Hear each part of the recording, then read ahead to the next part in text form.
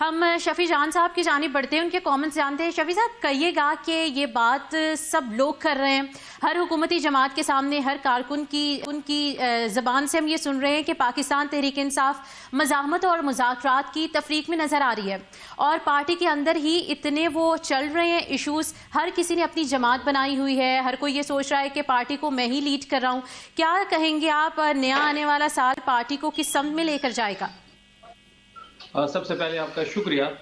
بالکل، جہاں تک مذاکرات کی بات ہے تو ہمارا یہ ماننا ہے کہ مزاحمت سے ہی مفاہمت کی طرف ہم جا سکتے ہیں، اور جہاں تک مذاکرات کی بات ہے، بات چیت کی بات ہے، بالکل ہم سیاسی لوگ ہیں، سیاسی پارٹی ہے، پاکستان کی سب سے بڑی پولیٹیکل پارٹی تحریک انصاف ہے۔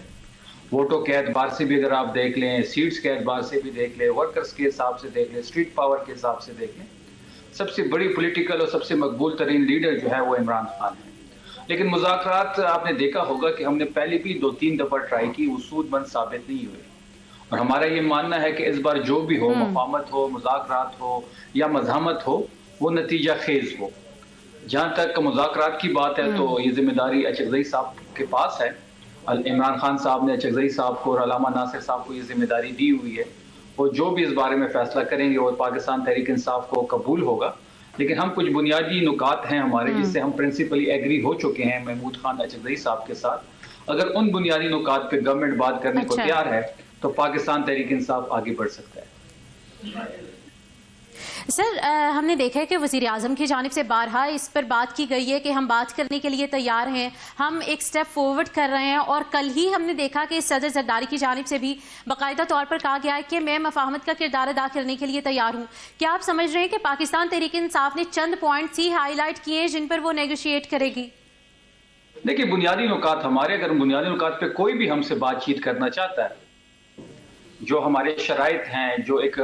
2 روزہ قومی کانفرنس ہوئی، اس میں ایک ڈرافٹ شیئر ہوا، اس کے بعد تحریک آئین تحفظ آئین پاکستان نے میٹنگز کی، اس کے بعد ایک ڈرافٹ شائع ہوا، اور اس کے ساتھ ہم پرنسپل کچھ بنیادی نکات پہ ہم ایگری ہیں۔ اگر ان بنیادی نکات پہ کوئی بھی بات کرنا چاہتا ہے، صدر زرداری صاحب بات کرنا چاہتے ہیں، پرائم منسٹر بات کرنا چاہتا ہے، ہم ان کے ساتھ بات کرنے کو تیار ہیں۔ بنیادی شرائط میں سب سے پہلی شرط جو ہے وہ 8 فروری کو جو ڈاکہ ڈالا گیا مینڈیٹ پہ، عمران خان صاحب کے مینڈیٹ پہ، ہمارے ووٹوں پہ، ہماری سیٹوں پہ، ہماری پنجاب حکومت پہ، ہماری 180 سیٹیں تھیں، انہیں ہمیں 98 دی، پھر پنجاب کراچی میں ہمارا مینڈیٹ چھینا گیا، بلوچستان کی ہماری سیٹیں چھینی گئی۔ اگر اس پہ یہ بات کرنے کو تیار ہے تو ہم بالکل اس پہ بات کرنے کو تیار ہے۔ اس کے ساتھ ساتھ نئے الیکشن کی طرف سر، یہاں پر میں آپ سے جاننا چاہوں گی، یہ جو بنیادی نکات کا تذکرہ آپ کر رہے ہیں اور آپ یہ کہہ رہے ہیں کہ اچکزئی صاحب اور پاکستان تحریک انصاف ان بنیادی نکات پر جو چند نکات آپ نے ہائی لائٹ کیے ہیں اور وہ ایک پیج پر آ چکے ہیں، کیا آپ نے وہ حکومت کے ساتھ شیئر کیے ہیں؟ ان کی اس بارے میں کیا رائے ہے؟ اور ساتھ ہی ساتھ میں یہ بھی جاننا چاہتی ہوں کہ پاکستان تحریک انصاف اب کہہ رہی ہے کہ انتخابات کی جانب جاتے ہیں، آپ بھی یہ جانتے ہیں کہ انتخابات ایک پورے ملک میں کرانا کوئی آسان کام نہیں ہے؟ دیکھیں، جب 8 فروری کا جو الیکشن تھا، جس طریقے سے وہ ریگ ہوا، جس طریقے سے ہمارے مینڈیٹ چھینا گیا، ایک وہ شخص جو اس وقت جیل میں تھا، اس کو پاکستانی قوم نے ووٹ دے کے پرائم منسٹر منتخب کر لیا تھا، اس شخص کو آپ وزیر اعظم ہاؤس لانے کے بجائے آپ اڈیالہ جیل میں بند کر دیتے ہیں، تو اس کے بعد مزاحمت ہی ہونی ہے۔ اب مذاکرات ہوں گے تو ایک ایسی مثال ہے کہ آپ میرے گھر سے چوری بھی کر لیں، چوری کا سامان بھی لے جائیں، اور جب ہم بات چیت کے لیے بیٹھے تو آپ کہتے ہیں کہ نہیں، سامان کو چھوڑ دیں، باقی بات کرتے ہیں۔ تو سامان کو ہم کیسے چھوڑ دیں؟ تو بات تو شروع ہوگی ہی مینڈیٹ کی واپسی پر، بات شروع ہوگی تو نئے الیکشن، ٹھیک ہے، شفیع جان صاحب ہمارے ساتھ ہی رہیے، علی گوہر بلوچ ہمارے ساتھ موجود ہیں۔ گوہر صاحب، آپ کے کامنٹس میں لینا چاہوں گی، یقینی طور پر گفتگو آپ نے سنی ہے اور ان کی جانب سے کہا گیا ہے کہ ہم کچھ مین پوائنٹس پر بات کرنے کے لیے تیار ہیں۔ کیا حکومت کو پرسو کی گئے ہیں یہ سارے پوائنٹس، پروسیڈنگز آئی ہیں پاکستان تحریک انصاف کی جانب سے؟ دیکھیں، بات یہ ہے کہ کبھی بھی جو مذاکرات ہیں وہ مشروط نہیں ہوتے۔ مذاکرات آپ شروع کرتے ہیں اور اس میں پھر جو ہے وہ مطلب ہے کہ شرائط رکھ کے مذاکرات کو شروع نہیں کیا جا سکتا۔ البتہ ایجنڈا آئٹمز ہو سکتی ہیں اور تمام چیزوں پہ بات ہو جائے، لیکن میں صرف یہ پوچھنا چاہوں گا کہ 2018 کے الیکشن میں جب انہوں نے عوامی مینڈیٹ چوری کیا تھا تو کیا اس پر شرمندگی محسوس کرتے؟ کیا اس کے بعد انہوں نے آلموسٹ تقریباً مرکز میں 4 سال ان کی حکومت رہی اور اسمبلیز نے تو ٹینیور پورا کیا، اور جاتی بار جس طرح سے غیر جمہوری طریقے کے ساتھ انہوں نے اسمبلی کو ڈیزالو کیا تھا، وہ بھی انہوں نے اپنے اس وقت کے ڈپٹی اسپیکر کے تھرو کروایا تھا، کیا اس پر یہ شرمندہ ہے؟ دوسری بات یہ ہے کہ یہ خود جب مینڈیٹ چرا کر آئے، ان کو جنرل ظہیر الاسلام اور جنرل پاشا والی سہولت کاری کیا بھول گئی ہے؟ وہ ان کے ذہن نشین ہے۔ اس وقت انہوں نے کتنی پولیٹیکل پارٹیز کو دوبارہ الیکشن دی، حتیٰ کہ ان کے خلاف تحریک عدم اعتماد آئی جو کہ ایک آئینی طریقہ تھا، اور یہ تو پوری زندگی کے لیے آرمی چیف کو جو ہے وہ ایکسٹینشن دینے کے لیے تیار تھے، اور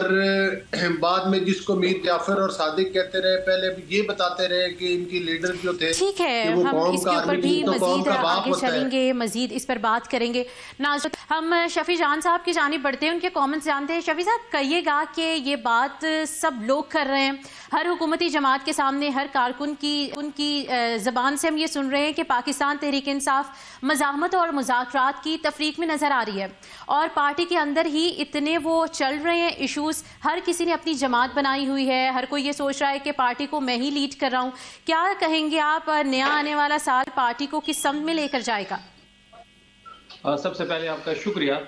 بالکل، جہاں تک مذاکرات کی بات ہے تو ہمارا یہ ماننا ہے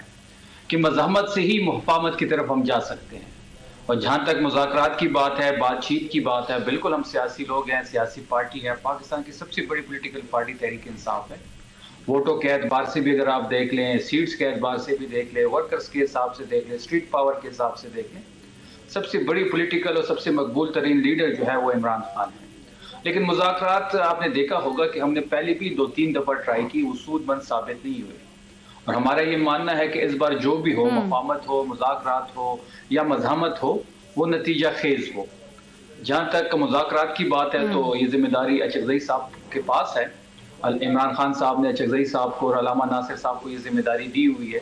وہ جو بھی اس بارے میں فیصلہ کریں گے وہ پاکستان تحریک انصاف کو قبول ہوگا۔ لیکن ہم کچھ بنیادی نکات ہیں ہمارے جس سے ہم پرنسپلی ایگری ہو چکے ہیں محمود خان اچکزئی صاحب کے ساتھ، اگر ان بنیادی نکات پہ گورنمنٹ بات کرنے کو تیار ہے تو پاکستان تحریک انصاف آگے بڑھ سکتا ہے۔